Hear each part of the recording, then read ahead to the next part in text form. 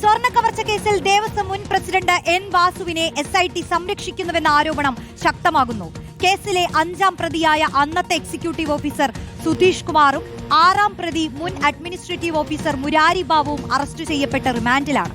എന്നാൽ 3ാം പ്രതിയായ എൻ വാസുവിനെ ചോദ്യം ചെയ്ത് വിട്ടയക്കുക മാത്രമാണ് അന്വേഷണ സംഘം ചെയ്തത്. ഭരണതലത്തിലെ സ്വാധീനമാണോ വാസുവിനെ അറസ്റ്റിൽ നിന്ന് സംരക്ഷിക്കുന്നത് എന്നുള്ളത് ചോദ്യമാണ്. റോഷിപാൽ ചേരുന്നു. റോഷിപാൽ, 3ാം പ്രതിയാണ്, പക്ഷേ പുറത്താണ്. അതെങ്ങനെ സംഭവിച്ചു എന്നുള്ളതാണല്ലോ. പ്രത്യേകിച്ച് വാസുവിലേക്ക് SIT എത്തിയത് തന്നെ നിർണായകമായ മൊഴികളുടെ അടിസ്ഥാനത്തിലാണ്. അപ്പോൾ എന്തുകൊണ്ടാണ് കൂടുതൽ വിവരങ്ങളടക്കം തേടേണ്ടതല്ലേ? ഇന്നിപ്പോ കോടതി പറഞ്ഞിട്ടുള്ള പരാമർശങ്ങളടക്കം പ്രധാനപ്പെട്ട കാര്യങ്ങളാണ്. റോഷി, ശബരിമലയിലെ സ്വർണ്ണക്കൊള്ളയുടെ ഏറ്റവും പ്രധാന ഘട്ടങ്ങളിലൊക്കെ എൻ വാസു അവിടെ ഉണ്ടായിരുന്നു. ശബരിമലയിൽ മുൻ ദേവസ്വം ഉദ്യോഗസ്ഥൻ കൂടിയ എൻ വാസു ഒരു സുപ്രഭാതത്തിലാണ് തിരുവിതാംകൂർ ദേവസ്വം ബോർഡിന്റെ അധ്യക്ഷനായി എത്തുന്നത്.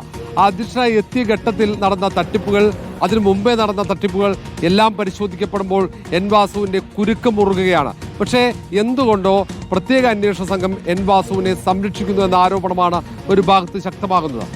ഉദ്യോഗസ്ഥന്മാരെല്ലാവരും അറസ്റ്റിലാകുന്നു. കൂടുതൽ ഉദ്യോഗസ്ഥന്മാരെ അറസ്റ്റ് ചെയ്യാനുള്ള നീക്കം ഒരു ഭാഗം നടന്നു. പക്ഷേ ദേവസ്വം ഭരണസമിതിയിലേക്ക് അന്വേഷണ സംഘം പോകുന്നില്ല. ചോദ്യം ചെയ്യൽ അവിടെ തീർക്കുന്നു എന്നതാണ്, അന്വേഷണം അവിടെ അവസാനിപ്പിക്കുന്നു എന്ന സൂചനകൾ പോലും വരുന്നുണ്ട്. കേസിൽ ഏറ്റവും പ്രധാനിയിൽ ഒരാളാണ് എൻ വാസു. കാരണം എൻ വാസു 2019 ആണ് അവസാന കാലത്താണ് ഈ തിരുവിതാംകൂർ ദേവസ്വം ബോർഡിന്റെ അധ്യക്ഷ പദവിയിലേക്ക് എത്തുന്നത്. അതിന് തൊട്ടുമുമ്പ് പത്മകുമാർ അധ്യക്ഷനാവുന്ന ഘട്ടത്തിൽ ഈ ഏറ്റവും പ്രധാനപ്പെട്ട ചുമതലകളിലൊക്കെ ഉണ്ടായിരുന്ന ഉദ്യോഗസ്ഥൻ കൂടിയായിരുന്നു ഈ എൻ വാസു.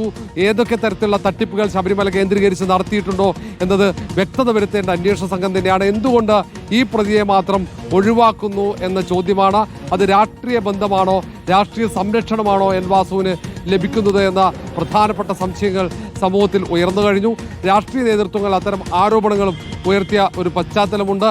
നേരത്തെ പ്രശാന്തിന് പകരം എൻ വാസുവിനെ വീണ്ടും അധ്യക്ഷ പദവിയിലേക്ക് എത്തിക്കുന്നു എന്നടക്കമുള്ള അഭ്യൂഹങ്ങൾ ഉണ്ടായിരുന്നു. അതിനിടയിലാണ് ഇത്തരത്തിൽ സ്വർണ്ണക്കൊള്ളയുമായി ബന്ധപ്പെട്ട വിവരങ്ങൾ പുറത്തെത്തിയതും. ഏതായാലും എൻ വാസുവിനെ ഇനി അന്വേഷണ സംഘം അറസ്റ്റ് ചെയ്യുമോ എന്നതാണ് ഏറ്റവും പ്രധാനം.